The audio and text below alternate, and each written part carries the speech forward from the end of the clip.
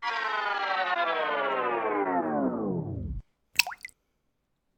everybody, this is Anne and welcome back to Reaper Pro Tips with me, your host, and disembodied voice, Justin, whose teeth are starting to work again, and kind of snoozy dog Kiri, who's on increased meds, so no squeaky ball this morning. I think she's stoned. How is everybody today? Seeing the olas. The Kiri with the skull spine on either side is a little bit unnerving, word to Tiamat. Oh dear. She's a stoned Kiri, so you know, she's a relatively happy Kiri.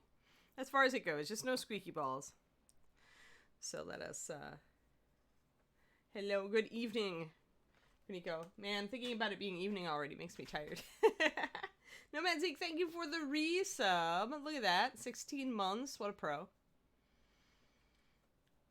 Yo, Jedi Jared, how's it going? Thanks to everybody who, came and watched my D&D stream yesterday, by the way. A bunch of you subbed and followed. It was cool. Thanks. I appreciate it. Yay for the D&D stream. All right. So, speaking of D&D characters, this is certainly one that you could do. How's it going, Nomad Zeke? Kiri is seeing colors, yeah. She's just kind of kind of here today. Yeah, you just kind of there? Yeah, I know. But, you know, it's on and off. Old dog. Old dog on drugs. Right, drug dog? Yeah. She's like, you're making fun of me, mama. Yeah. It's funny because she's got her back to me, but our closet has a mirrored door, so she's watching me in the mirror. She's so silly. I've never known a dog do that so much, but she watches me in mirrors all the time because all of the closet doors in the bedrooms in this apartment are mirrors. So, she'll watch me in the bathroom mirror. She won't actually walk up to the bathroom door to watch me, brush my teeth or whatever. She'll just kind of stand so she can see the mirror and see me from there. It's just such a weird dog. Hello, Dragon. Good to see ya. Alright, so we have a kitty cat, and we were doing the kitty cat like a tabby point Siamese, but it actually ended up looking kind of like a lynx, which is cool, and I like it and all. The good thing about this is that, and this is an example, I keep sticky notes, but you could keep a paint journal, but I needed to remember what my colors were, because especially now that I'm doing such a big rotation with 6 different models, if I'm using a mix that's not my usual mix, then I need to make a note of it. So what I've got here is that I'm making a note here that this mixture mixed with the creamy ivory is my base, and then the russet and harvest together mixed with creamy ivory is for the warm tones. So it was John David. It was for Xandros, for our Storm Priest, who is starting to get dark blue armor that's going to have lightning on the breastplate. I'm probably going to do some crazy freehand on the back of his cape. So Xandros has started his journey. So pretty soon we'll have 2 characters together in Port Abandon. It's crazy talk. Hey, Shovel Stomp, how's it going? So anyway, yeah, so do this, right? If you're working on a lot of projects, and I know a lot of you guys do have a lot of miniatures in progress, I honestly, because I keep my Reaper models all on, I've got essentially a bookshelf, and I line them up on the front of the bookshelf, and that's where they sit when they're in progress actively. And so I keep the sticky note with them, so I always have it. If you just have a lot of projects and they tend to live in your closet or whatever, you can still use this. You just fold up the sticky note and put it in a baggie with the character, right? So yeah. There was some digression in there from helping a new person with document cams and lighting and stuff, John David. But, you know, it's because we have an awesome setup. So everybody wants to know how to do it. But yeah, so I highly recommend doing something like this. A lot of people will also keep a paint journal, maybe a small watercolor pad, or is it Stonehenge who makes the little watercolor books that James Gurney uses? I've used those also, but this is even smaller, so you can fold it up, and essentially I fold it around the number of the character, the top of the tab here. So it's a good thing for when you want to remember what you're doing when you're not using a mix that's standard. I don't bother doing this if I'm using a mixture that I know, right? Like my red mix, or my the Nightmare Black that I was using on Zari, the Bard. That's easy. It is Wednesday already, thank God. It's rushing toward the end of the month. I've got so much to get done, but I'm excited about having some holiday time off. I hope you all are too. But yeah, so do something. My point is here is do something, because if you're already having trouble finishing stuff, you'll have even more trouble finishing stuff if you don't keep track of what colors you're using, and if you don't, like if that tends to stall you out. So, and a lot of people it will stall out. It's like, oh, I don't remember what color I used. Oh, I'm not really good at mixing. I don't know. Oh, well, I guess I'm just going to put this aside for now. And then it just turns into forever, right? These days, John David, I think for Zari I was using the Asmodeus Red as my base coat, essentially, and then Sione Scarlet or Clear Red to highlight it up.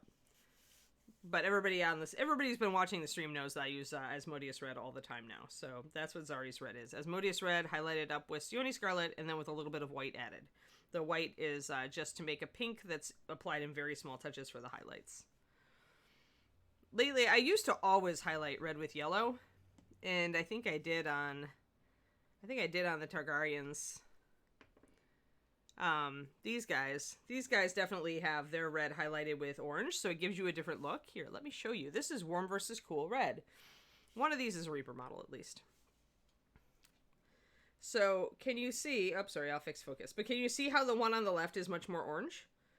And the one on the right is much cooler. So that's the difference if you're going to highlight your red with orange or you're going to highlight your red with white. Like, that's the difference that I find. So you can kind of see the difference. There isn't. Asmo Red is the only thing of its kind, John David. There is no other red even close to Asmo Red. It is unique. All right, I need a block. So guess what, Aegon? You're going to get off your block. Oh no, he's fallen off his block. I keep doing this. I keep, like, stealing. Oh, it's because I put Xandros on a block. I need to make more blocks, guys. I keep stealing models off my other blocks to put on these blocks. Or either that or I just need a general block. Inara, in response, you can see the arrows here. So what I know by looking at this that Russet and Harvest don't have any, like, or hardly any black in it. So that's going to give me my very warm brown tone. Whereas the brown liner has a lot of black. So all these, you see this arrow? This means all three mixed with Creamy Ivory for the kind of grayish off beige and the grayer tones.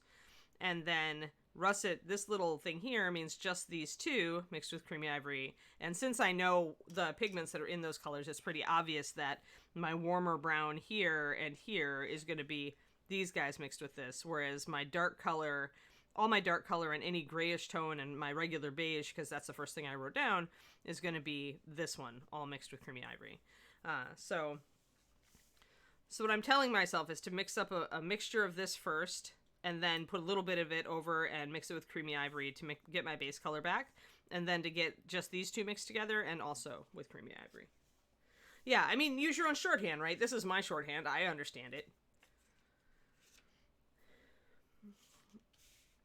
But everybody's got their own way to write stuff down. Me, I'm just trying to do it fast at the end of a stream usually. So let me grab my Russet. Got that out. I have my Creamy Ivory already out because I'm a good Ann.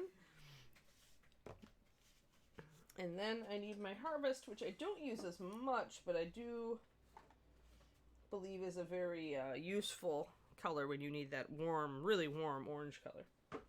We need to pop up saturation. Not even close, John David. Urgathoa is very much darker, and it does not have as much red in it, or yellow in it. Asmodeus is a very brick color. It's a really warm. It's got a lot of yellow in it. It almost shifts orange. And Urgathoa is a purple. It's a dark purple, so it goes in completely the opposite direction. It's really good for shading Asmodeus, but it is not even close to the same color. If you put them on your palette right next to each other, you're going to see Urgathoa is a lot darker. All right, so let's do our mix. Now, I know that I was mixing something, probably 2 drops of brown liner, 1 and 1. That's, I think, what I would usually do, because I start with a 4-drop. Again, if you get a habit of mixing paint in a certain way, you can almost always reconstruct your formulas. So I know that these days I'm starting with a 4-drop formula. So when I look at my sticky and it tells me brown liner and then Harvest and Russet, I can be pretty sure that it's 2 drops of brown liner and 1 drop of Harvest and Russet, especially looking at my really dark color on her ears. I'm pretty sure I kept it pretty dark. So this is my starter. Remember to shake up Harvest Brown really well because it's got so much yellow and that yellow tends to separate. But yeah, I mean, a lot when you're not used to mixing a lot, John David, it gets very easy, or it gets harder as you mix more. It gets easier to see the differences between colors.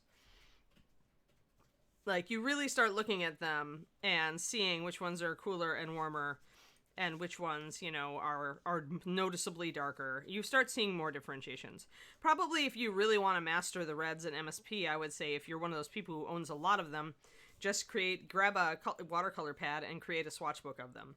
Like, order them on your desk from what you can perceive as lightest to darkest, and then just swatch them with the number over them like I do for my $5 thing. It's just write it in Sharpie over the top of the swatch. That way you can always see how the color dries, and you can see them from darkest to lightest, and you can kind of compare them. If you want to go one step further, you can cut those swatches up, especially if you did watercolor paper because it's nice and stiff, so a little cardstock, and cut them up, and then you can put them right next to each other and compare them and try to see what goes together.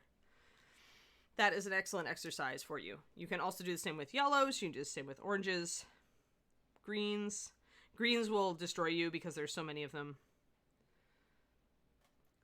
Blues, it's very useful. Although blue is such a simple color most of the time. It either shifts green or purple, or it shifts a little bit toward the neutral if it's got brown or black. You can always highlight it by adding white. When you add white to it, you usually can tell what colors were added to it.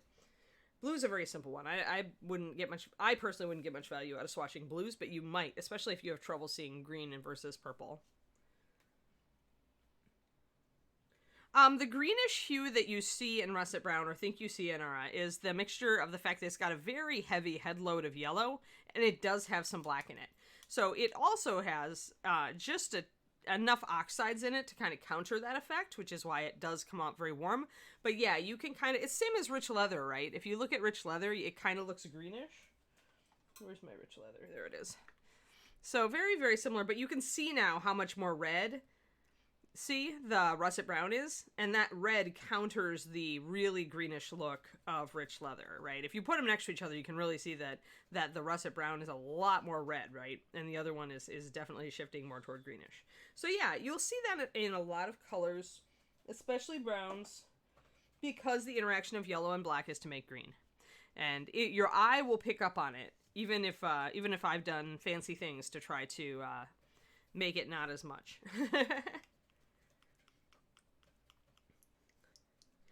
Oh, big time Sephiroth. Yeah, if you did that, you pretty much did my job, like, for a lot of it, right? Because that's what I do when I'm making a new paint line, and, like, Paizo gave us swatches for the Pathfinder line. That's what I'm doing, is I'm matching their swatches. You learn a lot about pigments and how they interact, and that's half of the battle with learning to mix well, is getting a feel for that.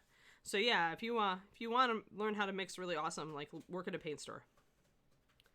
All right, now I'm going to mix up. I mixed up a little bit of my ground color into my creamy ivory. Again, 4 drops of creamy ivory. It's just really useful if you're using a well palette to always kind of go... Actually, I think I took this just a tad darker than I did before. It's reading a little darker. That's all right. We know it's all in the right ballpark, and I can see, like, if you can see this, it is a little bit grayer than her fur, her base fur here. But that's not a big deal. I don't actually mind if it's darker, because I do need to highlight this fur too, and I will be adding a lot of shadows to it. So let's mix up our second thing, which is the Russet plus Harvest Brown, and I'm pretty sure there I did a 3 drops Russet and 1 drop Harvest, just because Harvest is so orange. I don't think that I went all the way there. Where did I put... Eek. I'm putting things back that I need. Nope, John David, it's all Sadie now. Sadie has my job. Unless Ed wants to bring me in to consult for some reason. But I can't see... I trained Sadie... You know, Sadie had a lot of time to ask me questions and stuff before I left over the months since she took over my mixing job. So I think Sadie will be good. I mean, I miss mixing paint. If I ever get a house again, I might set up a paint lab in my garage just to make some custom colors. It wouldn't take much. I mean, the most expensive thing would be the pigment, and figuring out how to measure it without buying a really expensive pigment dispensing wheel. All right, so there's a warm brown, really, really warm. So we definitely want to add like a little bit of creamy ivory into that. Too saturated for our kitty. Boop. And since I got the difficult part of Kitty's markings done last time, I'm actually just going to work with what I've got. I'm not going to relook up the picture. I know she had blue eyes, so we're going to do that. But I'm just going to work with, there we go. Now we've got adding white to something will wash it out a little bit, guys. And when you've got a lot of gray, she has a lot of gray in her fur, do you see? So essentially, let me get a black lid in here so you guys can see that color a little bit better. There we go. Morning. Oh, Audrey is the paint. That's the paint bottler, John David. It should be. Audrey was always the name of our bottling machine. It's Audrey and either Maldricar or Tiamat, depending on who you talk to for the other one.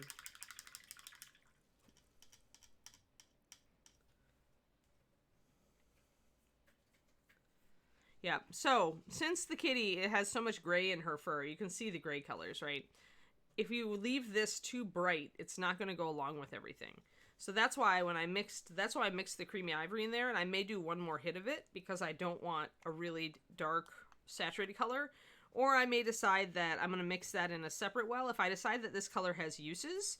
Because really, I do kind of want something that's a little bit more brown for things like her nose. She had a little bit more rich brown on her nose. So being able to add in some more rich colors is actually not a bad thing. So I may keep this color and mix a new one because I can add it. You see where I just tabbed it behind her ears. I'll get in focus in a second, guys. I just want to talk about mixing first. So let's mix a slightly lighter. Yeah, they were going to add the labeling attachment. That's cool that they got it to work.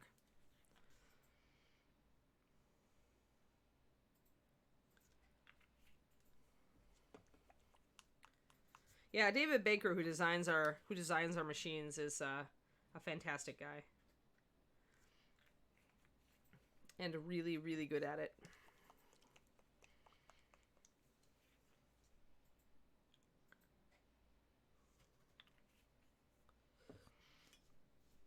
So I'm going to actually do, I think, 3 drops of the creamy ivory into here. Just off the bat. I want to lighten it significantly, and I'm working against a big load of dark pigment over here, so that's what I'm looking at right there. So I'm essentially remixing this color and then adding an additional 2 drops of creamy ivory to it. I'm going to drop in some water right off the bat because I know I'm going to want to use it thinned. And we'll mix it up and see what we got. This is going to give us an appreciably lighter... Yeah, this is perfect. So this color, my sticky note did not do me wrong. This color is very similar to the color that she has at her throat, you see. So essentially thinned this down, and it's one of the warm shadow colors. So what you should see, and for those who are keeping score at home and want to learn mixing, is we started out with this, remember, with 1 drop of the creamy ivory. Now looking at the creamy ivory, you see it's got a lot of yellow in it, right? So what you would expect is if you use this as a lightener for your paint, it's not only going to shift it lighter, it's going to shift it more yellow. And that's exactly what we see here, right? So if you look at this one, you can see that it's darker and more brown. But then when we get to this one, it's gone a lot more lighter, but it's also gone yellower. It doesn't have this dark reddish tone to it anymore. So that's something to keep in mind, is like I often will mix highlights, and I kind of recommend mixing highlights and getting in the habit of just adding a lighter color to your mixes to mix your own highlight instead of just using a different paint. But do keep in mind that depending on what off-white you use, that's going to shift your color a little bit. If you want a direct shift, you have to kind of work at it a little bit. With browns, it often is better to have them shift a little more golden as they go lighter. If you just add white into this, it's going to go kind of pasty. It costs tens of thousands of dollars depending on the equipment, John David. But, I mean, I could, after working at Reaper, I could start one on a shoestring. It still would take a few thousand, at least. At least I would have to add up the pigment costs. And then you have to worry about bottling it. So that's the problem with starting a small paint company. Or anything like that. If I wanted to just mix my own colors, I could do it probably pretty easily. But it would still cost me a lot to set up because pigment is pricey and good bases are expensive. And I wouldn't be doing it to like turn a profit or anything. Like it would be like something just for my own little edification, right? Paint to share with friends in class and in the classes I would teach. She would be doing it because she's gotten used to mixing paint by the bucketful. Yes, that's what David says. And that's absolutely true. I want a bucket full so I can share with all my friends. He makes fun of me for that all the time. And now he has left. David has left the building. Well, okay, he's left the bedroom, or the office as we call it. Oh, under $1 million. Yeah, I mean, John David, like, it depends on how big you're going, right? I mean, Reaper couldn't have afforded to set up its own... Okay, all right, let me clarify. Paint Lab. If you mean making bases from scratch, you just added on, like, additional tens of thousands. But if you are talking about what Reaper did back at the beginning, Reaper couldn't have afforded $1 million startup paint department. I mean, Reaper's entire paint department right now probably does top $1 million. Just because of Audrey and Tia and, like, maybe the second Audrey and all of the money that's gone into the paint lab at Reaper. Oh, definitely. Well over. You know. But when Reaper started, it had to, you know, just like I would if I was doing my own little thing, you know, they'd have to scale back and scale down. Oh, the bottler, yeah, I mean, I know how much that bottler cost. That's why I say that Reaper has currently invested over $1 million, I would say. But I mean, Paint Lab means different things to different people, John David. So, like I said, if you just want to buy some bases from a paint company and mix in pigments and additives, assuming you know what you're doing, you know, like I say, tens of thousands probably. It's nothing anybody would do on a lark probably, unless they're me. But I probably wouldn't do it. That'd be a lot of money, and if I wasn't looking to start a paint company, which I definitely wouldn't be, because I don't, like, the idea of inventory gives me the hives. I leave that to the proper companies. That was always kind of the problem of, like, even doing just my own little paint things for the Patreon. It's just like, then it's a product. If it's a product, I should sell it. And if I sell it, then I have to get a retail license, and I just don't want to go there. I had my fun mixing with Reaper, and now that section of my life is more or less over, although the Clear Brights do allow me to mix pretty well. Hey, Miniatures Den! Luca with the big fat raid. Hello! Thanks, HM. Yeah, we got kind of a Lynxy kitty. We were originally aiming for Lynx Point Siamese, I think, or Tabby Point Siamese, but she ended up looking very much like a little lynx, so I decided to run with that.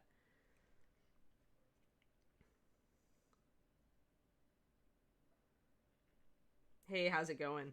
Yeah, so we're doing Catfolk Rogue, Shadoweyes, the Catfolk Rogue. And I was just talking a lot about mixing, guys. That's why my palette is currently taking up most of the frame. But yeah, so this is our model for the day, and we are just blocking her in and getting her fur colors down. We did her face last time, so I actually do need to give her blue eyes today. As I said, we started with a reference photo. Always when I'm painting naturalistic subjects, I always start with a reference photo. So we started out with a reference photo of a Tabby Point Siamese and tried to kind of get close to the colors that we saw on her. And then now I'm pretty much just extrapolating. Now I've got my base colors down, and the striping on her is really only on like her feet will be darker and her hands will be darker since she was a Siamese. But, you know, I'm going to kind of just extrapolate a little bit from what I remember of the photo at this point. I've got my colors and my patterns down, so I don't need to constantly be looking at my reference photo anymore. Now, I always say you should get a reference photo if you're trying to do an animal, though. I'm going to mix up some more. Where's my creamy ivory? And I want bleached linen for the highlights, I think. So 9436. We're using a lot of really naturalistic colors on this one. Yeah, how's it going, Dogfather? Hello, Luca. It's good to see you. Hope you're having a fantastic day, or had a fantastic day, since it's much later where you are. I am just working with a lot of very earthy oxide and other pigments here. So what we've been working with for the new people is brown liner for our dark shadow. I like brown liner. It's a little bit less high coverage, and I wanted to be able to do like more subtle effects on this model with the stripes and everything. So I didn't want to go for a very harsh dark, and the liners are nice in that they're translucent, and so you can thin them down very easily to the point where you can still get a nice thin dark line, but it's a little bit more natural and not as stark and cartoony and abrupt. And then the other two browns we're using are going to be these two, and Russet Brown is our equivalent in Master Series of Burnt Umber, of Artist Burnt Umber. And Harvest Brown is a very orange, warm tone. The kitty had some very, very warm, orangey brown tones on her fur, so I chose this one to mix into my other colors. And then our color that we're kind of using as a ground color, which is a pretty good ground color for Siamese cats in general, is Creamy Ivory 9144. And I'm doing various mixes of that. So I took a little bit of my dark color here and mixed it into Creamy Ivory to get a good base color. Now I'm getting some straight up. You can kind of see the difference here between the two. There's our mix and there's the regular Creamy Ivory, which you can see is a lot more yellow and warm. And then for a highlight, for a naturalistic animal, I mean, you seldom are going to see a real pure white on an animal out in the wild. And so I'm using bleached linen, which has a little bit of gray and a little bit of yellow in it. So it makes a pretty good highlight for these types of things. So there you go. For those who have not met me before, I am Anne. I work for Reaper Miniatures and have for the last 17 or so years. I was their first staff painter, and I designed the Reaper Master Series paint line. So if you have any questions about Reaper paint, I am your girl. I also do use a well palette instead of a wet palette. I'm one of the few, the proud. It's something I have done for a very long time, and although I do whip out the wet palette occasionally, it's not my preferred mode of working. I much prefer being able to control my paint consistency and the amount of water going into my paint, because I tend to use very thin paints when I work. So doing this on a wet palette would be fraught with peril, because the minute I thinned down the paint to the point I usually like it, which is about a 2-to-1 paint to water, or a 1-to-1 paint to water, all that water would either wick into the sponge or even more water would wick up into the paint, and I wouldn't keep my consistency. So that is why I use a well palette. I know that, especially I think over in Europe, it's kind of a rarity, although I think Kirill Knave does use a combo of both. Weird, Dogfather. Did you like traditional sub us?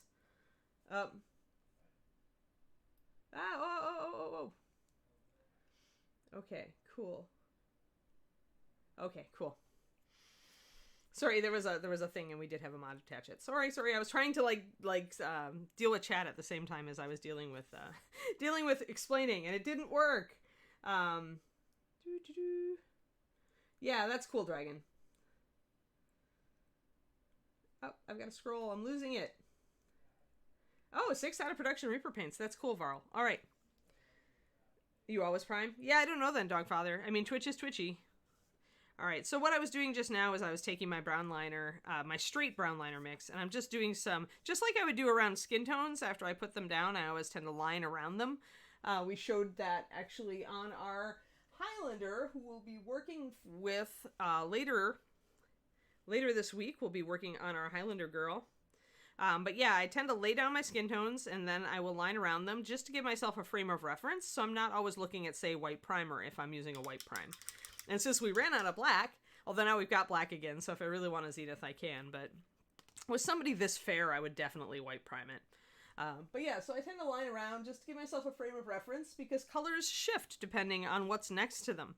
So if I'm using a really light color, but I want to understand how relatively light or dark it really is, I'll put a dark line there, because it'll give me not just this pale gray next to it, but it'll give me like a dark shadow to kind of see, oh, that is really light. I need to darken that. Things like that. Oh, Subiversary. Here, let me focus, guys. I need to focus. There. There's Kitty. Okay, now let's get to work. In fact, I think, now that I've got that lined, I do need to darken her fur. And she did tend to have warm colors, as I recall, on her haunch and shoulder. So we're going to get some of this mixture of the Russet Brown and Harvest Brown with the Creamy Ivory, the lighter of the two. The color that's more like here underneath her throat, that nice warm beigey color. Oh, thanks. Yeah, Red Lynx, with your name you would, right? This is actually a color pattern I want to do on my Khajiit bust from Dark Sun. Sorry, not licensed Khajiit from Skyrim, and Elder Scrolls, but it totally is one. You can do both Untamed. If you use it thick straight from the bottle, it's going to be really harsh line and it's not going to flow as well. It has a lot of flow improver loaded into it. So just add I usually do if I want a heavy line, I'll do 5 or 6 drops of the brown liner plus 1 drop of water. And that should loosen it up nicely.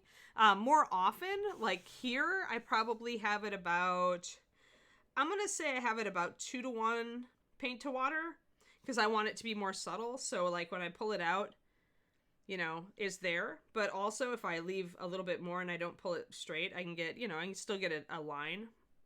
So I usually do it on my fingernail so you guys can see. But this is of course a very much more subtle line. So this is 2 to 1. If I wanted this to be a nice dark line, I would have kept it around 4 to 1. But I want some more natural lines around here, even because she's so light, because her fur is so light. You can see that even with this 2 to 1 mix, it still looks dark when I paint it next to that light fur. But yeah, adding a little bit of water is good because it has, this paint has a lot of, all the liners have a lot of flow improver added to them. So that kind of activates when you add just a little bit of water. So get this kind of blacked out, and I'm going to kind of see on this arm where I want my warm color, my beigey color. Now we know her paws are going to be darker. So I'm probably going to start with the beige color and then work down. So let's grab our little beige color, which is a mix of all our previous stuff. And I'm just going to block in the paw. Since she is a Siamese, her paw is going to be darker all over it. And I like this nice toasty warm brown. I think it's a really nice color. But I'm also going to use this up here on her shoulder to help add some dimension. I'm going to grab a little bit of my light. I tend to do a lot of wet blending on fur because the texture helps the blend just look really smooth, even if it's not. So using wet blending to set up your fur tones makes it very simple to wet blend. It also gives you a nice organic look for an animal. Since wet blending is not perfect, it tends to really let you lay down some natural tones for your fur very fast, and you don't have to sweat it too much. I don't know if I'm going to go more warm. I'm going to try a little bit of this darker brown, but I think it's going to be, that's a little bit too warm, I think. So I like messing around with the wet blend just out the gate, and then after that, I'll go back in and highlight. But I want a little bit of this warmth. I like the warm brown color a lot that I got on parts of her, and so I want to reinforce it. In fact, I think I'm going to do the inside of her ear that color so I can highlight it up very easily.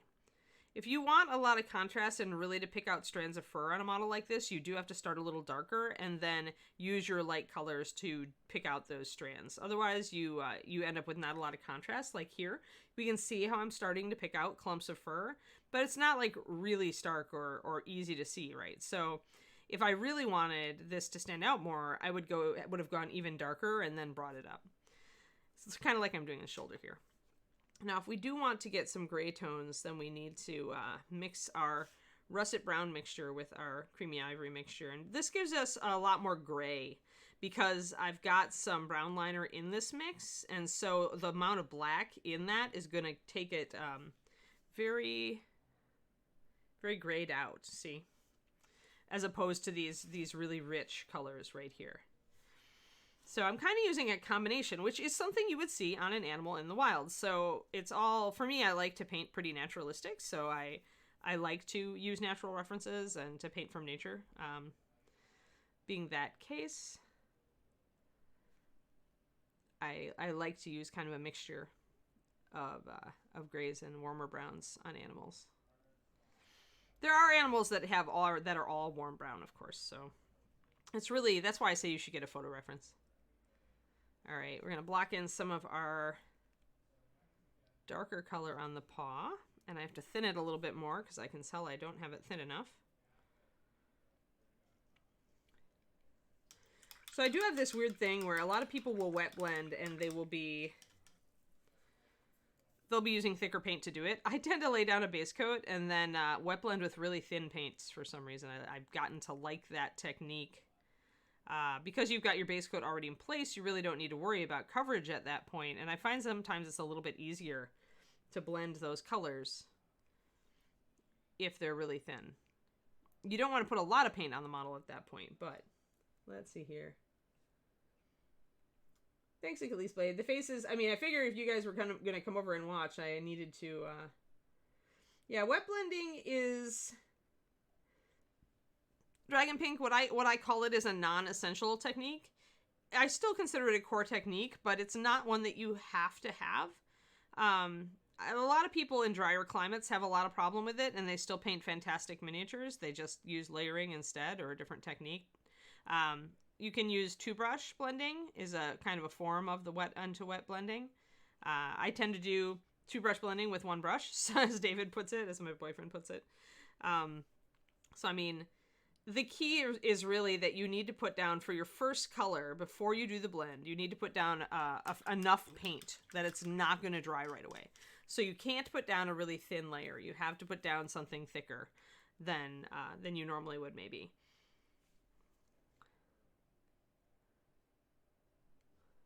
But yeah, it's to the point where I like doing very small spot wet blends a lot. If I have, I'm just going to shade this paw here.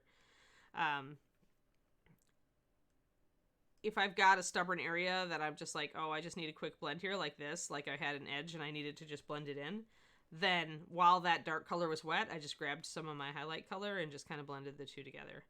So, and I could do that because I had applied my shadow color pretty heavily, like I'd really kind of dabbed it on. That was part of the reason it was having trouble blending in the first place. So there we go. You need to get some volume here, and there's definitely like the on the back of the hand where you get those where the tendons stick out. There's definitely a bit of that here in the sculpt. You can see them. So you want to capture that. You want to have your highlights and shadows. With something like this where she's a Siamese, where the paws are going to be quite dark, I usually will start lighter and work darker and gradually add shading as I go down, rather than trying to paint it dark and then highlight it up. I find that I tend to go too light if I do it that way. Yeah, you gotta do it fast. Inara's right. Yeah, so if your paint dries fast on the mini, are you in a really dry climate, Dragon?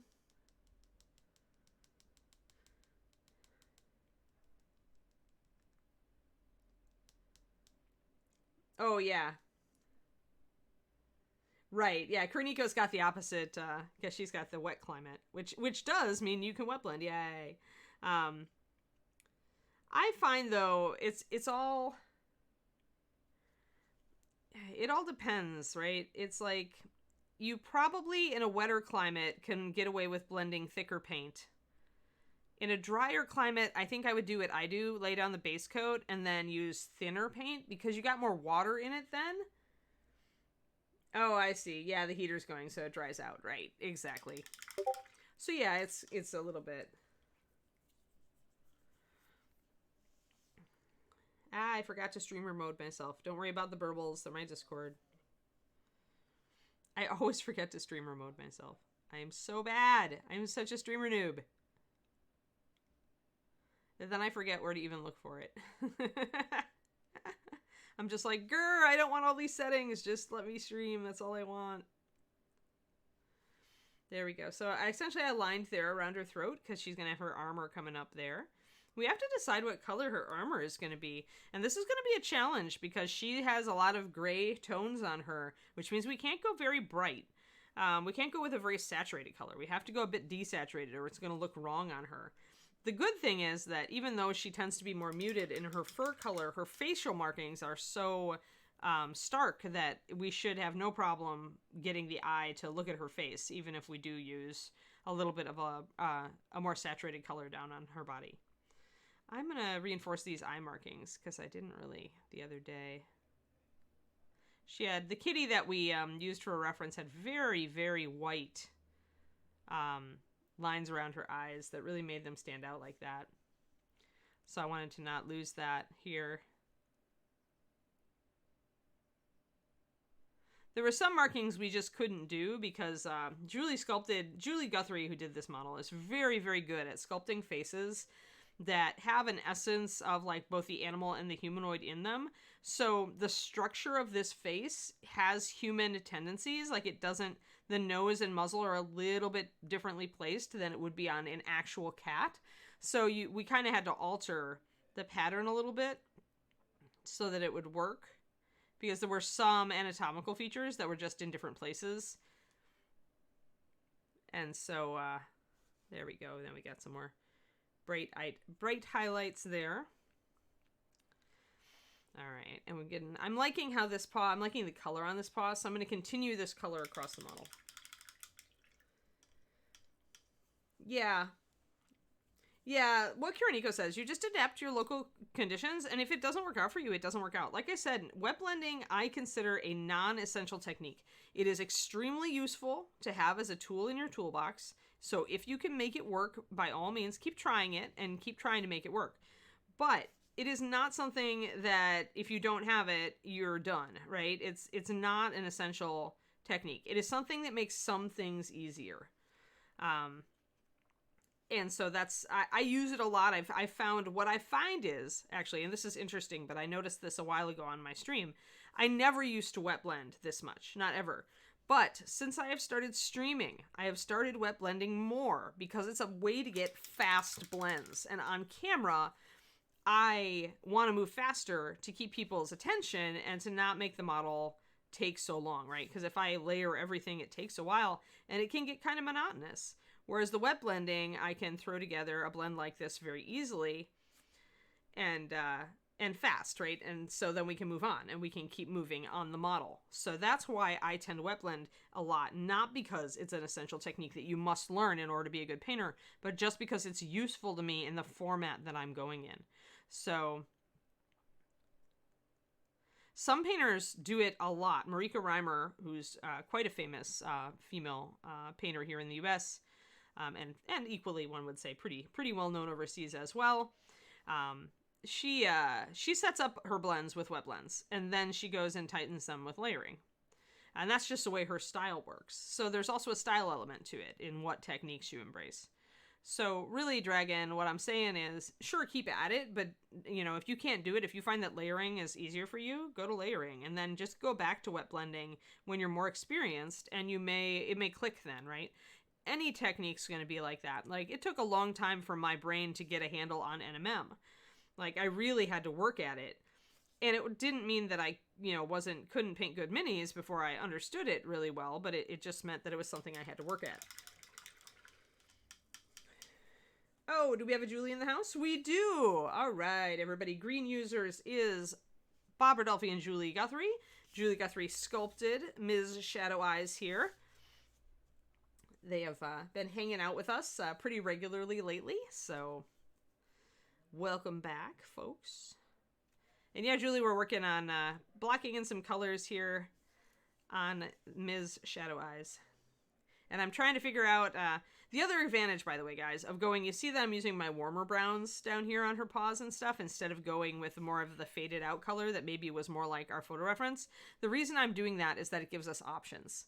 So what I was just saying about what color we're going to make her armor and stuff, and how since she had a lot of gray on her, we couldn't go with a more vibrant color without it clashing a little bit.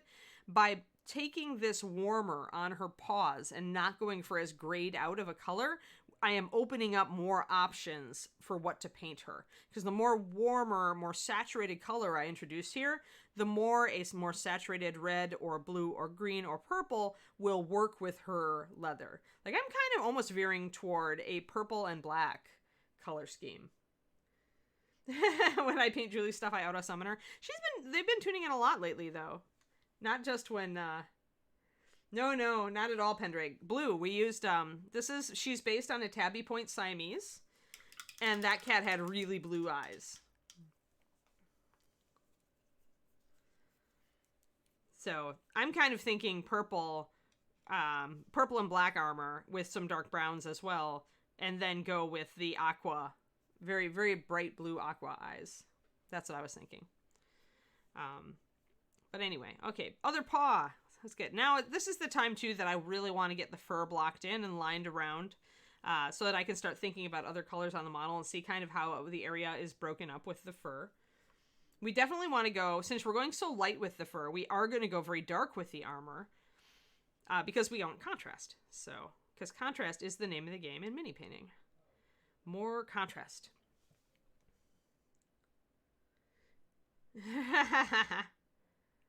Yes, the color of that sky you're looking at is the color of the kitty's eyes, Pendrake.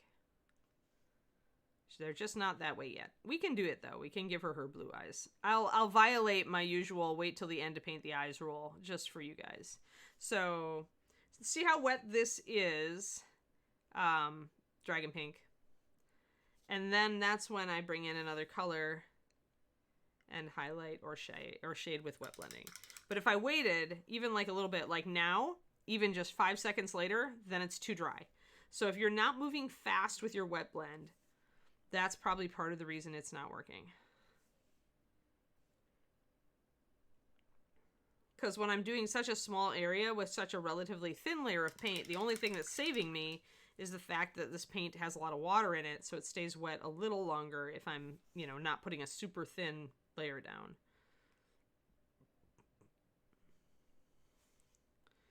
Got some nice dark color there. I need to block in some liner around there to separate out my fur.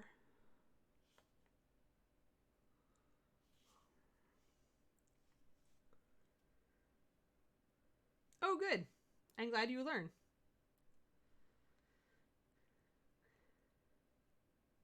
Well, or go contrast, Kuroniko. The kitty might like complementary colors. If I paint her in dark browns, dark purples, and blacks, then the blue is going to be a beautiful contrast to all of that, and it is going to be complementary to the brown.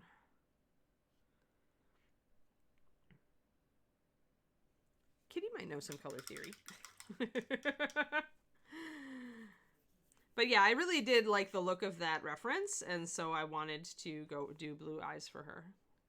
But I don't think I want to go matching colors. I like I said, contrast. Miniature painting is about contrast. You can do an analogous color scheme if you like, but I've never been a huge fan of them. They're hard to make work in a really, really good way. There are painters who do, who make them look amazing. But for me, I like the colors. I like all the colors. So I tend to go high contrast and use complementaries when I can, even if I have to sneak them in. So again, just kind of like doing a little bit of a wet blend here to bring in some more shadow on the paws and make them darker.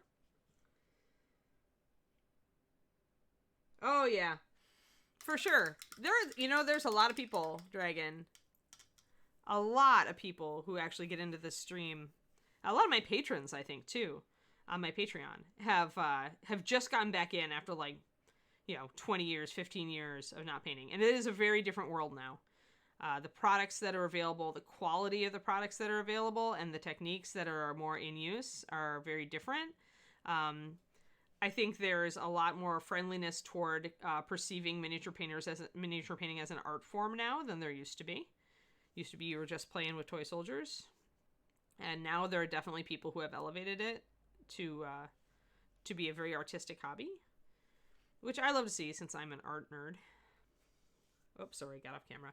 We're close in, so it's easy to get off camera. Yeah, well, that's true of most people, though, Dragon. If I look at the way I was painting 20 years ago, I mean, that was right around the time, that was right before, it's 2020. Yeah, so 20 years ago, I was first, selling my commissioned models, or selling my consignment models at my game store that I worked at, and I was starting to think about getting good enough to enter Golden Demons. And it would take me 2 years from that point to get to the point where I could compete, really, anywhere, or I was good enough to compete anywhere. So I was doing it very block painted, and I didn't know how to do blending at all. I didn't know non-metallic metal at all. All these tools that I've got now, I didn't know how to use any of them back then. When I first started, I didn't understand shading and how important it was. I was terrible at it. Trying to get in some I think I missed a mold line there, but we'll at least do some blend. Yeah, I did miss a mold line. I may just get that right now. May as well paint over it. Oh, yeah. Yeah, when I started, I used testers and enamels, which is pretty much nail polish.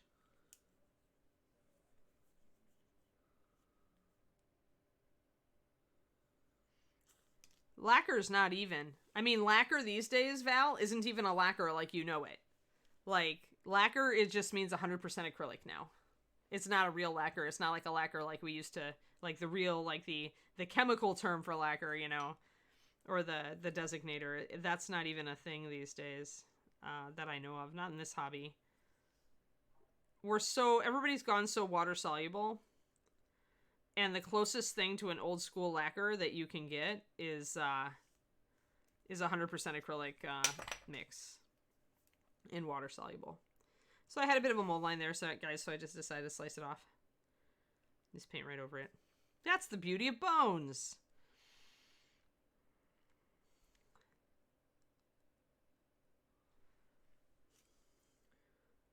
Yeah. Yeah, a lot more adults in the hobby, correct. Yeah, I agree with you, Inara. There is more money in it. Well, and I mean, it's all of us geeky kids growing up, right? And now we've got, you know, jobs that, you know, except for me, the starving artist, we have jobs that pay real money. I can't say that. My Patreon is doing pretty well. I'm actually very happy with the way we're going. I would still be happier if we grew it even bigger. But it'll happen with time. I have faith.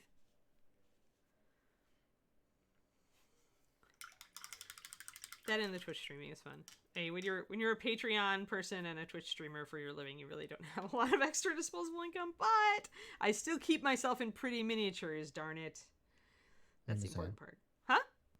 Hey, Miss Ann, there's a meeting across the street, like, regarding company stuff that I have to attend, so I will likely end the stream either from my phone, but text me when it's done and I can jet out and get it done. So, oh, you betcha. Yeah, well, you know, we've got about a half an hour, so I will, right. I'll text you. Thank you very much, Miss Ann. You bet. Thanks, Justin. Justin being dragged away from us. That's okay. We'll manage without him.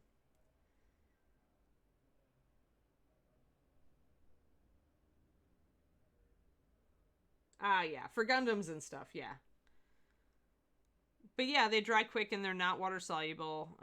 You aren't going to be able to use most of this type of technique with them. I tend to avoid using any of that stuff because I hate solvents. I really, really hate them. So I don't use most AK products or anything like that. I prefer it all to be water soluble, not going to give off gases that completely destroy me.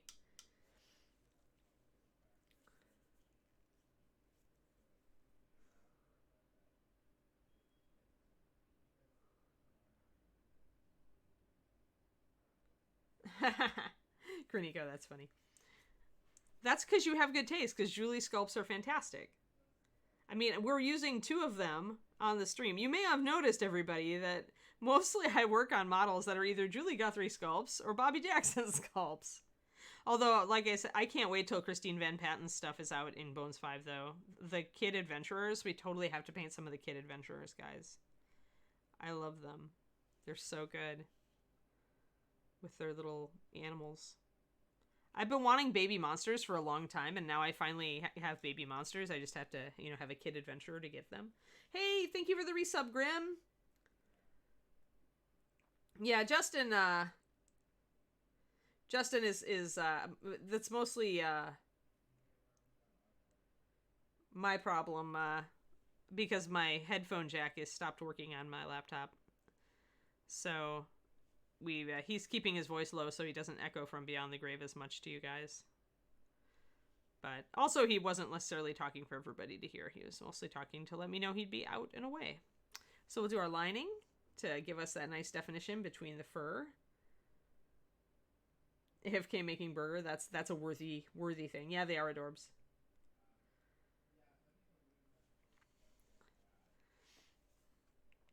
Yeah, I would say that Julie and Bobby are my favorite Reaper sculptors at the moment. There's always, although it's so hard to say that these days because like Jason Jason Wiebe, oh my god, he's doing such good stuff in with ZBrush. Like, I'm just like always wowed, and I love some of his sculpts are just so fantastic these days. I love his sense of humor. Jason's sense of humor with his models, the way he does anthropomorphic animals also, and animals in general, because David understands animal anatomy really well, as does Julie, and I'm such a stickler for that as a dog person.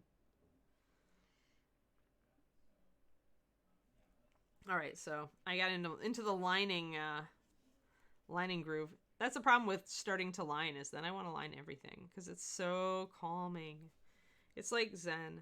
Lining is Zen. The Zen and the Art of Lining Miniatures. New book by Anne. That should be the name of my painting book. Since, everybody and their dog is doing a miniature painting book now. It just seems like every time I turn around, I like see another, because Kirill just brought his out. Yeah, Jason is hitting out of the park lately, exactly. It's like Jason like just had like the keys to like the magical like sculpting adventure city open, it passed into his hands with ZBrush. You have at least one cat. Did the cat adopt you, Pendrake, or did you adopt the cat? Ha. Well, those dragons take a long time to sculpt, Kariniko. We don't want to break Julie, There's only one Julie.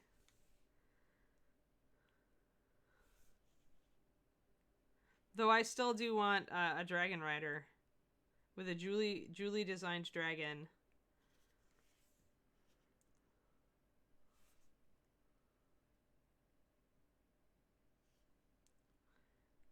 Had to get a little bit behind the leg there to line that. Kind of be careful. The nice thing also is that when you've got fur texture, sometimes it can get right up next to your metal plates, and it can be hard to see what's what. So putting that line in there early in lets you kind of keep track of what's what a little bit easier, so that you know what's fur, what's plate. I like to get that blocked in pretty early in, so that I've got that line there, so I know what it is. It has adopted your garage as winter shelter. Well, and you're putting out kitty food?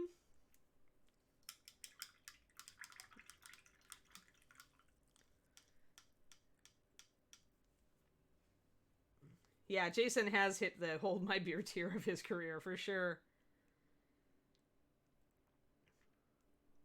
Yeah, see, there we go. We need the Julie Dragon Rider. Morning, Balrog. How's it going?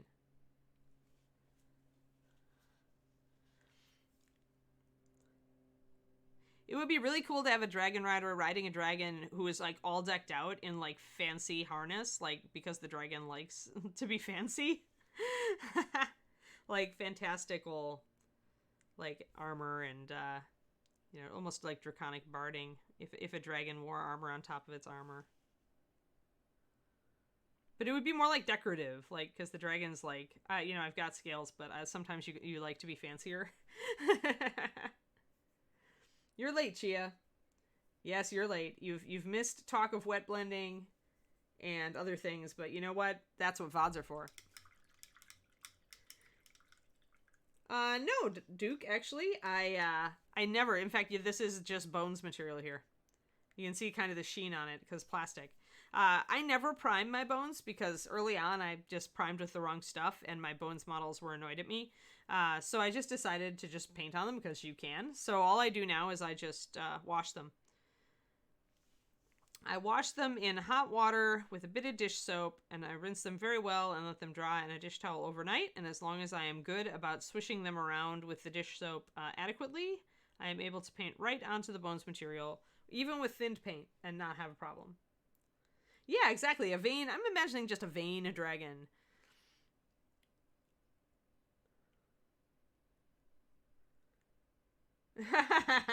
Yeah, I hate the ads too. But yeah, Duke, I just don't prime them. I'm one of those weird people. It's not like I'm not in that, oh my gosh, you should never prime your bones camp. Like, if you want to prime your bones, that's up to you.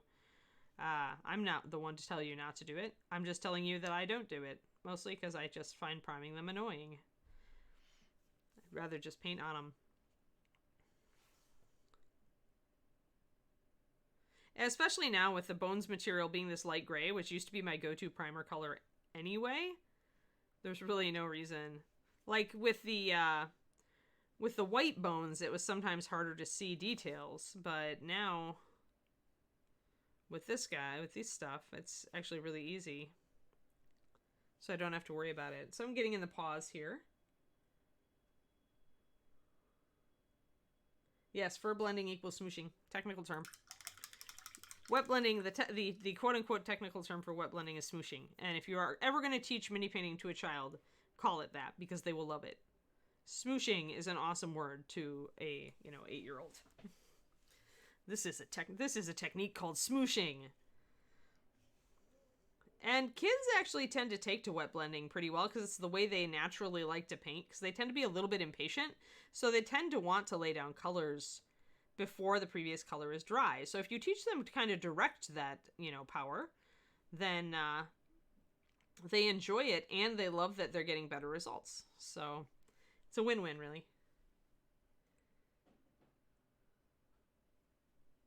Smoosh, not smush. Smoosh.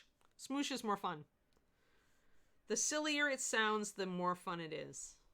It's my general rule in life.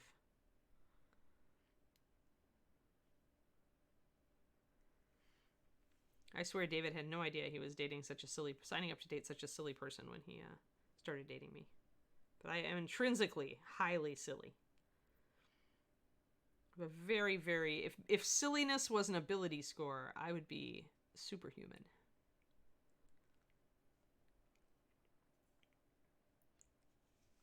All right, so darkening paws way down, because we have these paws that are much darker up here, and I can always go and lighten them a little bit, and I will, because I need to highlight them. So mostly right now, I'm just trying to get everything, messing with the values of the fur and trying to get it where the feet and the hands are noticeably darker. This is going to come up, like these, the thighs here and the fur up there, these are going to get highlighted to be lighter. I just wanted to start a little darker, because it's a little bit easier that way. Smoosh. Not smooch. Smooching your minis is not recommended. I mean, you can do it, but it's not going to make them paint any better. Whereas, the rumor used to be that if you bled on your miniatures, you'd be able to win competitions with them. Like, if you made the blood sacrifice. That was the talk back in the day when I was first competing. I think somebody who bled on his mini won like a Switless Slayer sword or something, and that was what started that rumor. That the blood sacrifice was highly effective. I would never endorse that view. We all stab each other, we stab ourselves enough with hobby knives and files and pin vices. We really don't need to encourage that behavior. Let's see, where's my fur color? Fur. Get that blended in. Blend it in. There we go, getting some fur.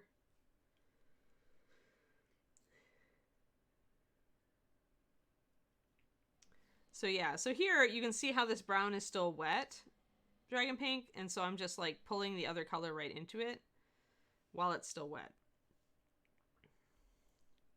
But it's gotta be, your base color's gotta be still wet when you do it. Alright, grab this, grab that. And here I laid down a dab of color while it's still really wet because I put a lot down. I can take my paint and smoosh into it. Smoosh, smoosh, smoosh. Smoosh, smoosh. More smooshing. There. Now the tail I want to go actually significantly dark. So I'm going to set up at least a little bit of lighter fur right next to it on these feet. So I'm making sure that the hock here, the hock joint is darker. Or sorry, a little bit lighter than it is down below. And then we'll make the tail really dark. So we'll go in with our initial mixture and get our tail, and then we'll think about doing rings. I don't know, technically the tabby should have rings, but mostly first I want to get the tail kind of figured in and darker. And then once we've got that, we can think about, first of all, we're going to think about drawing more of a comparison up here. So I'm going to darken down the back of the head.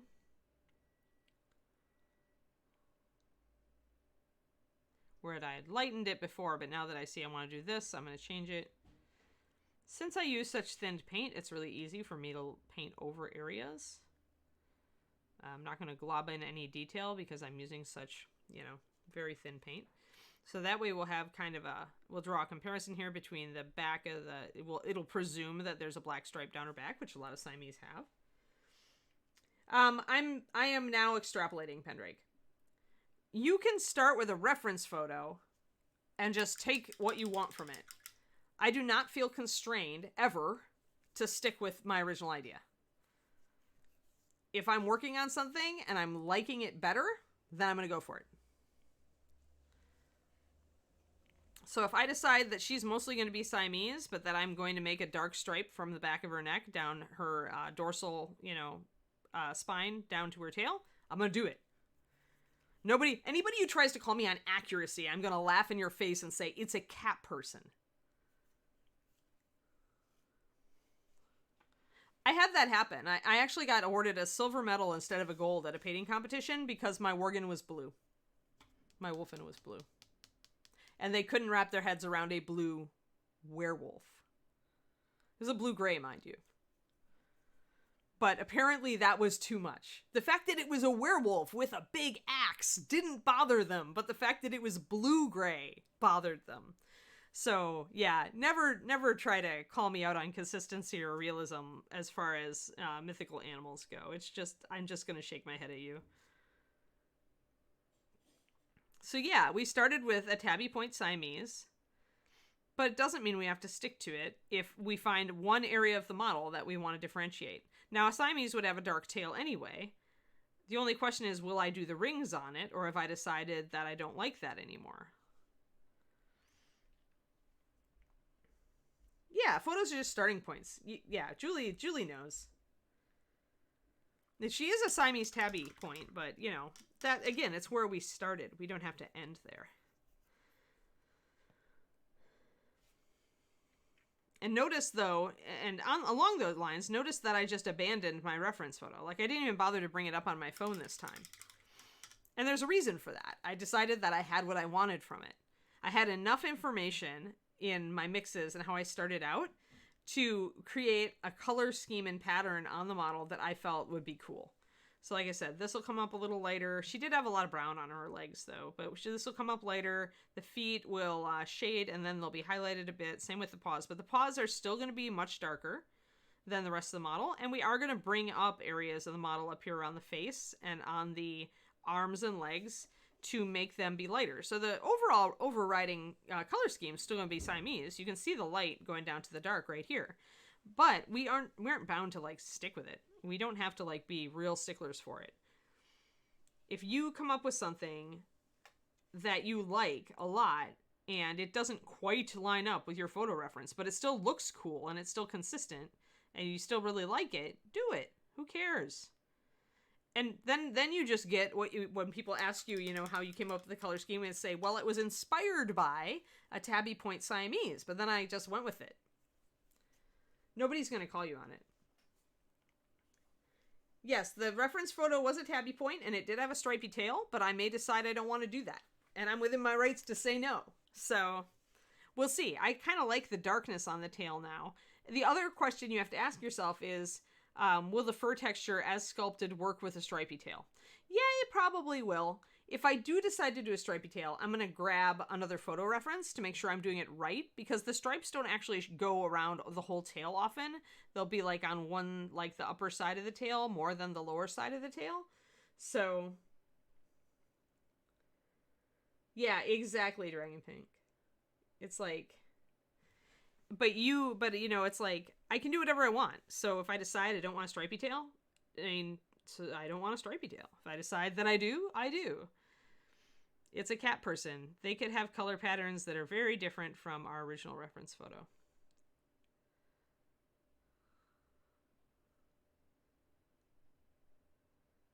But yeah, before I do a stripy tail, I would probably wait. And one thing you have to be careful of, guys, is this is the back of the model, right? So here's another reason to think about stripy tails and whether you want to do it. There's not a whole lot of detail back here. And if you put a stripy tail, that's essentially freehand. freehand makes you instantly look at the area that you have done it on. So essentially what happens is, here it's great because the freehand works for you. You look at her face because of all those nice little markings. But when you turn around, if you have a stripy tail, all people are going to look at is the stripy tail. Like, that's going to be the first thing they look at and the last thing they look at. They're going to stare at the stripy tail. So you have to ask yourself, is that what you want, right? Sure, it would be more realistic, given the color pattern you started out with, to give her a stripy tail. But is it going to really, like, accomplish what you want on the model? Yeah, exactly. Green users. Julie makes a good point in that if you're getting bored with the project and you had it all planned out meticulously, try changing something. It's always, any artist or writer knows that if you get bored with something, you know, it probably is boring. And if you change up something, use a different idea, but one that still works with your concept, it can revive your interest in the project. So sometimes that's making a profound color change on a model, you know. And sometimes, you know, it might be putting on a stripy tail or not stripy tail. Actually, problem enhanced, Grim. Problem enhanced. Then you've got double things to look at all on the bottom part of the model. You don't want that to be the important part of the model. That's the problem with bright red boots. Now, Puss in Boots aside, but even Puss in Boots had the, you know, the shiny black boots, you know, the very tasteful shiny black boots. Red boots, double bad. Red boots just doubles down on your problem. So all these things are things to think of. Now, if you don't care, if you're just like, it's the back of the mini, I don't care what they look at, sure, do a striped tail. Yes, correct. In our that is one use for freehand, but I don't feel anything else is flawed right now. If I do some cool NMM here, then that's going to help, right? If I do some cool NMM with some neat highlights and shadows, then I can probably get away with a stripy tail, because people will look at the NMM and they'll look at the stripy tail and their eyes will travel around the miniature, right? But right now I don't have any of that blocked in, so I don't know how it's going to go.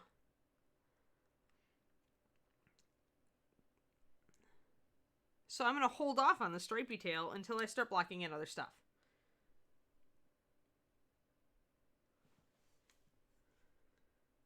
Yeah, exactly. Yeah, Dragon Eye, you've got it. You understand. See? You're good. You guys don't need me. Stop watching and go paint something.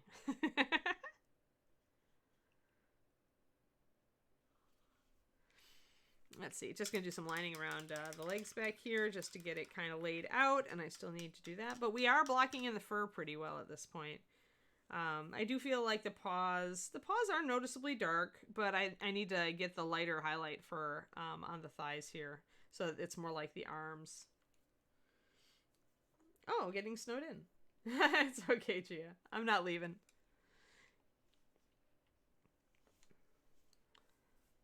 Let's see here. Oh, I forgot to paint the other side of the tail. Oh, that's too dark. Went too dark. Stuck my brush in the brown liner. Well, that's okay because it's the tip of the tail.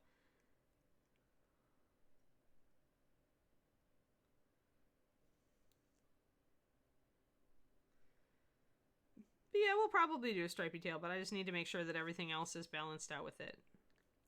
I'm not going to just do it before I have other stuff blocked in where I can kind of assess it. Because if I do it after I do the armor, then I'm gonna have a much better idea of how well it's working. There we go. Tail firmly blocked in. I like the dark tail, actually. Yeah, I'm gonna get snow dumped on you. Aww. Silly other people's code.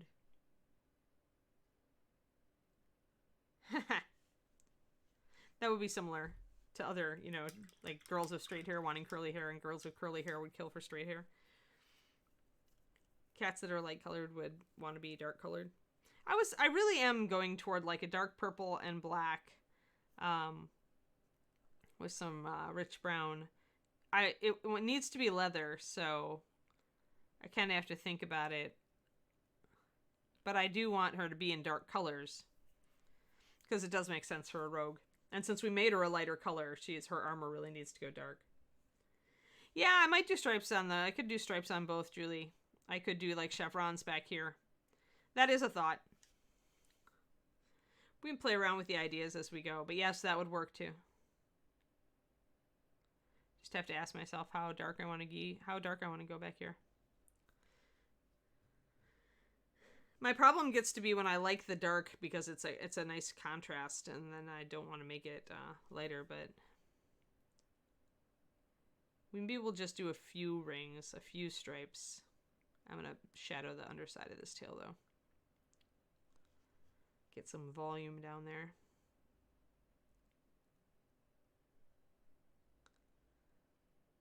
There we go. But yeah, we might do a few. Maybe if we did a kind of, because the fur here kind of comes into a V where it meets the back of the head. We could do some lighter stripes, just like a couple of them here, where the fur, along with the shape of the fur. And then we could also do a couple of chevrons down on the tail, but make them fade out, like down when they get around here. So not take it out, make the tip of the tail really dark, because I am liking the contrast there if I make it really dark. Because just like the back of the ears are going pretty dark. Dark and cold.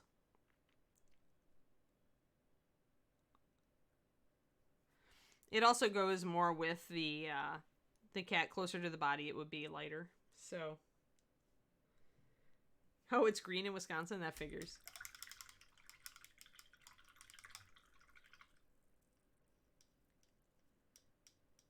Oh boy, yawny. I thought I had enough caffeine today, but I don't think I did, guys. So yeah, we'll have to think about colors. I think the reason I'm like kind of thinking maybe purple and black is because she's got that kind of some golden colors in her fur. Really though, with thieves, any dark color will work. You can go dark green, dark blue, dark red. Dark red works really well in general. I'm just gonna line around some more of this stuff here.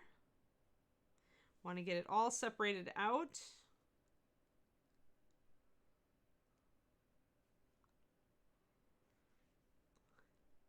I like to have my lines in place. Oh, there we go. Just did this one.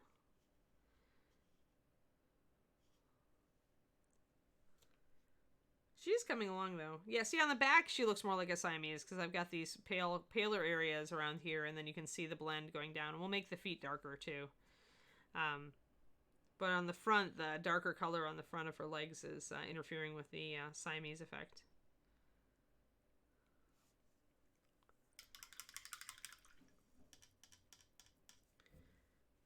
Banana coconut pound cake. Oh, no. Oh, that's terrible, Twisted Oma. I hate to see things like, you know, I made this lovely, delicious cake of the best flavors ever in the world, and then my daughter screwed it up. And we had to dig it out with a trowel. I mean, then you have cake bites. You no longer have cake. Still pretty tasty, I bet. But still, disappointing.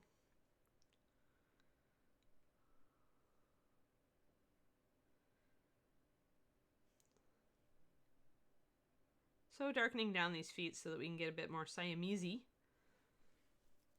I still want enough light like right under the tail so that we can see the tail. So I do want it just a little lighter there. Just a little bit. Can blend it so you can see the fade. Whipped cream hides all mistakes. It's not what they taught me in Bake Off. They taught me that Paul Hollywood will always look at the underside. Oh, and thanks to, I forget who did it, but whoever told me about the American Bake Off, the holiday edition, it is super fun. I'm so happy that we have something to watch that's Bake Off again. I do love my Bake Off.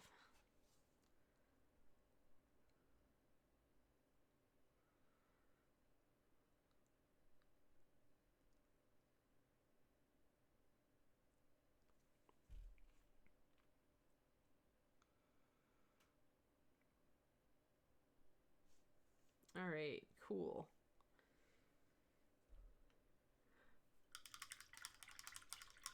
Hey, CG Mini Painting, thanks with the raid.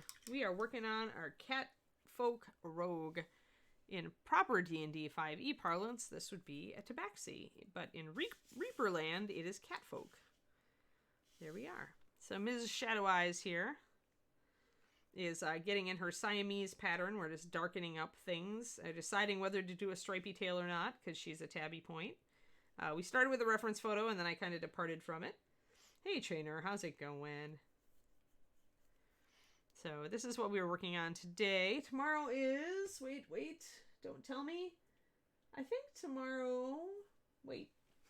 I lost track of what tomorrow is. 1 second. Oh, yeah! It's the statue. We're working on the stone statue, turning into flesh. I remember now. I still think maybe we would have been better if we'd gone cooler with the stone color, but we'll find out. It'll be a challenge. Mixing up little colors to try to bring in some lighter fur here.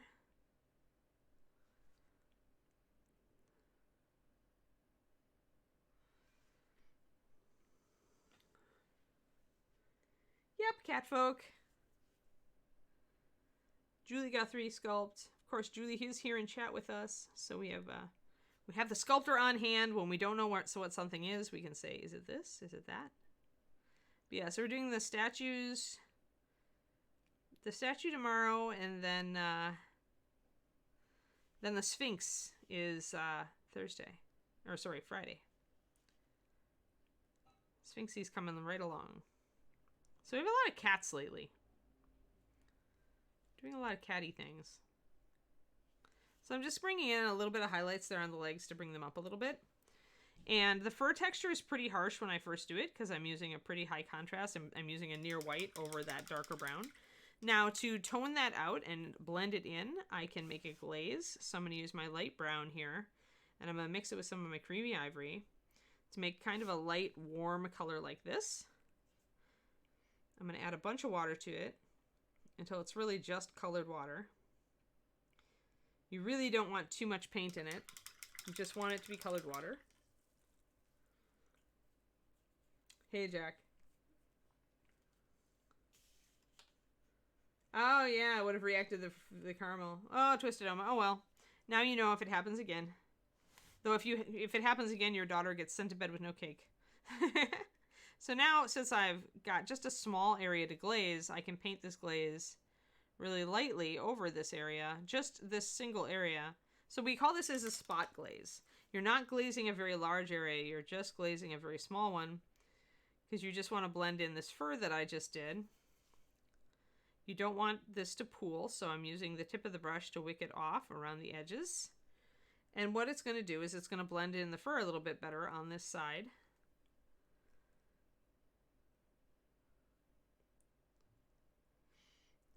From how stark I had it before. Although I do need to kind of attack this little dark area. There we go. So that makes it, see how the difference. Now it did bring the whole thing up. You see how it made that whole area lighter because I was using a light glaze. But it also made the fur texture not as stark, like it blends in a little bit better. So I have to ask myself, which way I like it better and go that way. Now, if I want to warm this up, because it did get a little bit pale, right? We lost some of this rich brown. The way to do that would be to take our really rich brown and make another glaze. So there, throw some water into it. We could do an even smaller, see how watery this is. Just really colored water, guys. Yay! And then we can use that over the top of our previous glaze to do another spot glaze to bring back some of that warm color. And again, we can keep our fur texture without it going too overboard. So I'm going to do that on the other side. And we do want to lighten this area anyway.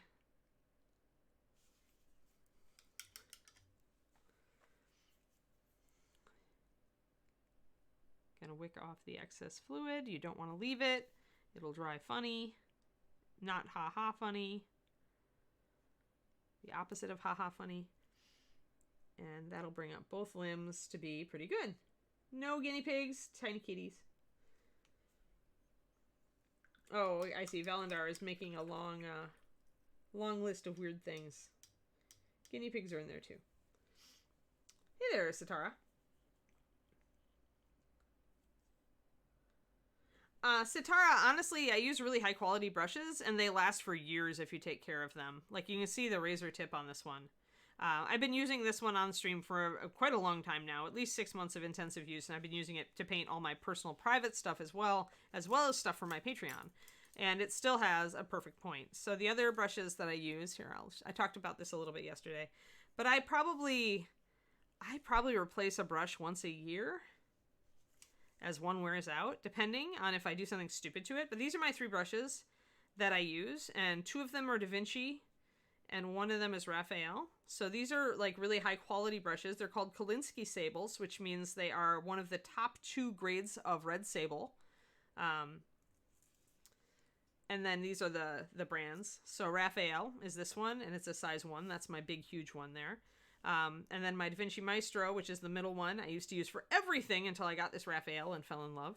And then my little Da Vinci here, which is the 3-aught, I actually use a lot lately when I'm doing really fine stuff, if I want really to control my paint. So, Fido, if your brush is curving, then you're not using a real sable. Brushes that curve at the tip are either synthetic brushes, like the Taklon here. Whenever you have that yellow bristle or a white bristle, Taklon, what that means is it's plastic. And so it's always, see how it's fuzzing there at the tip? That's just the way that the plastic wears when you rub it against your miniature over and over.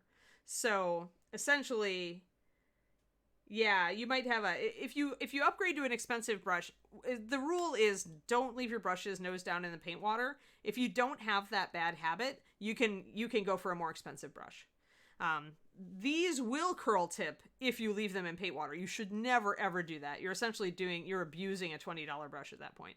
You can get these for between like $11 to $20, $22, depending on the size. Bigger is usually more, smaller is usually a little bit cheaper, and the brand is going to vary the price as well.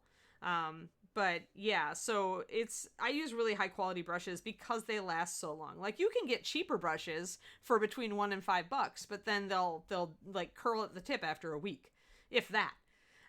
Whereas if you actually just splurge and get the good quality brush straight up, it can last you for years. Like, the only reason I replace them so often is that I do this full time. I'm a painter for a living. So I'm going to run through brushes a lot faster than somebody who does it as a hobby and maybe only paints for, 2 to 4 hours a week. So yeah, if you take good care of your brushes and you don't leave them nose down in your paint water, you should invest in a good one, at least one to keep for detail work, so that you can do fine details. Cause yeah, doing the markings on her face, I definitely needed this fine of a tip to get that level of detail in there. Right. So I don't like them, Safroko. I mean, they're trying to give you a tool that is better than a straight synthetic, but not as good as a sable, so that they can not charge you as much money. I rather would just pay the money and get the best brush. I think that the synthetic Kolinskis that Master's Touch is doing are close. They're getting closer, but they need to develop a plastic that doesn't do that tip curl. They need to develop something more suitable. And then you've got the fact that plastic just the capillary action isn't quite the same as with a natural hair. So yeah, I think they'll get there with the synthetic brushes eventually, but they're not there yet. And to me, if I went to a synthetic sable blend, it would just be a downgrade. Like, there's absolutely, when I can do what I do with these brushes, there's like no reason for me to downgrade. Oh, Winsor & Newton, I have had that problem with them. I've never gotten a bad brush from Da Vinci or Raphael yet. Actually, that was why Da Vinci was my go-to company for so long, Safroko. Is because I had gotten a couple of bad brushes from Winsor & Newton, because I used to use the Winsor & Newton Series 7. I would use the double-aught and the aught in their Series 7 line. And I found that the quality was not consistent. And so I tried one of these Da Vinci's, And I've painted with these Da Vinci's like for 20 years. Like these have been, this brush, the Series 10 size 1 has been my go-to painting competition brush for 20 years because the quality is always good. I've never gotten a bad one. So, yep. Oh, Raphael Kolinsky, 50% off for Christmas at Dick Blick. Oh, Grim, you just cost me money.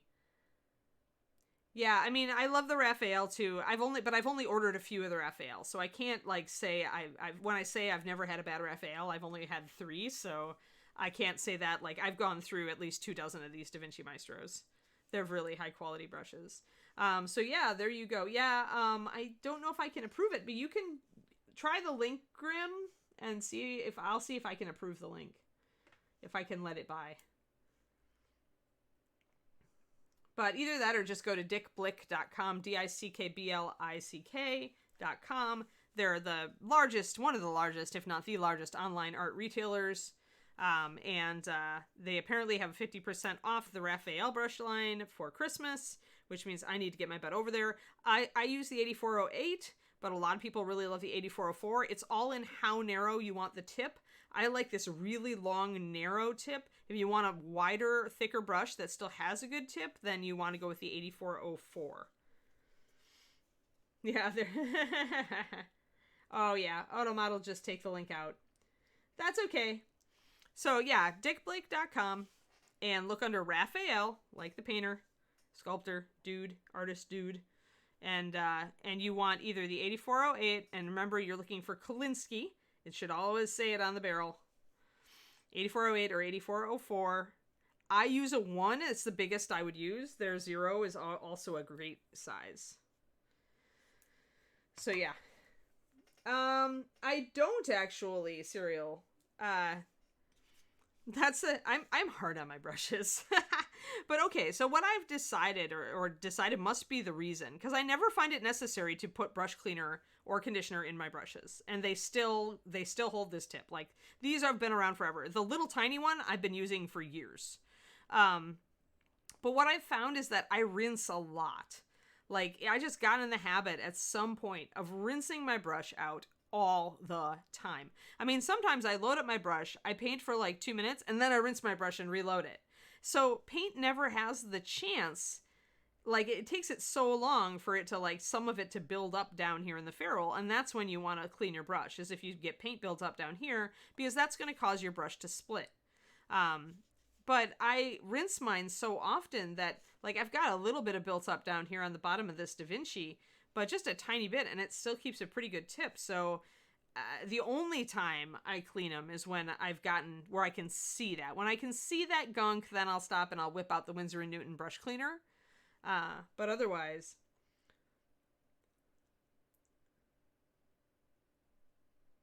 Yeah, liners are very, very, very skinny. You want to use thin paint if you're going to use a liner. Great. Thanks, Grim. I believe that the extra pointed, and you should look at, they should have a series number on it, guys. So it should, like I say, it'd be, like if the pointed round is the 8404 and the extra pointed round is the 8408, the 8408 is going to be a lot more narrow. See it? Now, if you thin your paint a lot, go for the 8408. If you don't thin your paint a lot, like if you're not loading a ton of water into it, you may get more mileage out of the 8404. Either way, if you're going to go for a particular size, I highly recommend the 0 or the 1, but that's a pretty big brush, so depends on, your mileage may vary, you know. But yeah, so these guys. And then also the thing you should know about Dick Blick, everybody, is that they have an excellent return policy. So if your brush arrives in the mail damaged and without a tubule, or, you know, like really smashed up, they will replace it. They are very good about it. It's one of the reasons I always feel good about recommending Dick.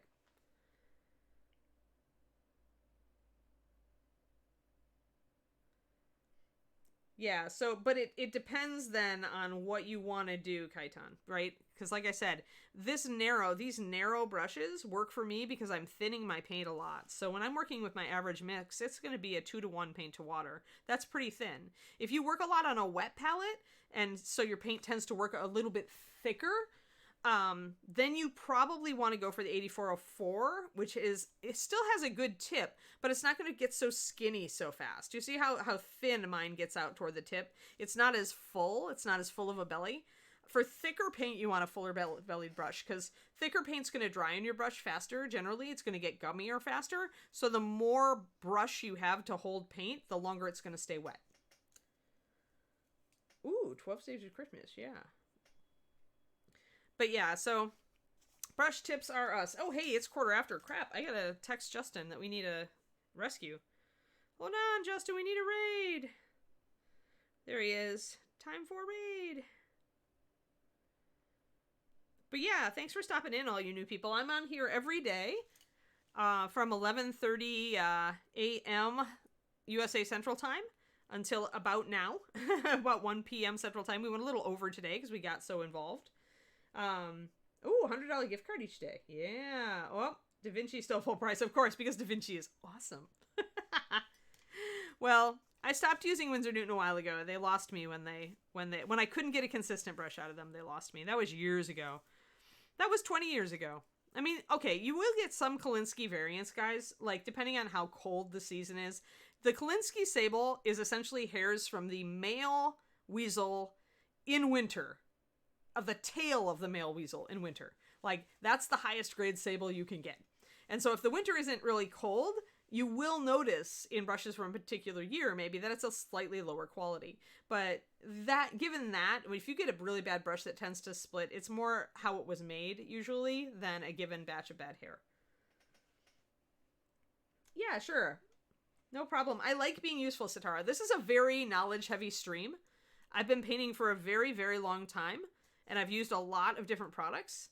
As well as developing the Reaper paint line. So I am ye old paint chemistry and kind of, I kind of like the nuts and bolts. I like to figure out why what I do works instead of just telling you that it works. I like to explain why it works. So that's my comments about if you use thinner paint, use a thinner brush, that sort of thing. So yeah, this is the way I run. And hopefully Justin will get to us soon. I texted him, so... But yeah, so we made good progress on filling in the fur on Ms. Shadoweyes. I should block in her eyes white so that I can put the blue on next time. And we'll still need to think about... I was thinking, actually, that maybe we want to go Kraken ink with her armor. It's such a dark purple. It could be really pretty. It's almost black. What do you guys think about Kraken ink for her armor? And some black in there, too, I think. I think that could be really pretty. And I've been itching for a reason to use the Kraken ink. So I'm going to block in the eyes in white, because if I tried to put a bright blue over this dark rim, the eyelid, it would not be very bright. Oh, Hog Bristle? Never used it for miniatures. Doubt that it's very good for miniatures. It tends to be a dense brush and pretty stiff, isn't it, Sephiroth? So something about stiff brushes. Oh, okay, well... Yeah, well then let Justin know that you did it, if so, John. But just a real quick thing on Hog Bristle. So, the reason that Sable, Kolinsky Sable, works so well on miniatures is that it is a soft brush. The stiffer of a bristle you go with, the more bubbles you're going to get when you're using acrylic paint. Especially when you thin, if you're working at all fast, you're going to notice some bubbles. Now, that's not a crisis for a lot of people. You just blow on them to burst them. But softer brushes work better because you can avoid the bubbling thing in general. Also, stiff brushes will leave more brush strokes unless you're using very thick paint. Do whatever. Hey, if you can make it work, Sephiroth, that's fine. Yeah, who are we raiding, Reaper John? Who do you want to raid? Yeah, I mean, it's different brushes are going to do different things. So try a whole bunch of them and decide what you like. For me, with all the thin paint I do, a stiffer brush drives me nuts because I hate having micro bubbles. Josh is on? All right. Let us go over there and raid. Everybody, I hope you had a lovely day. Tomorrow we're working on Stone Statue, Coming to Life project. We'll keep trying to make it work. And I hope you guys have a fun day. Thank God it's Wednesday. Soon it will be the weekend. Have a great one, and I will see you around. Adios, everybody. Right at will.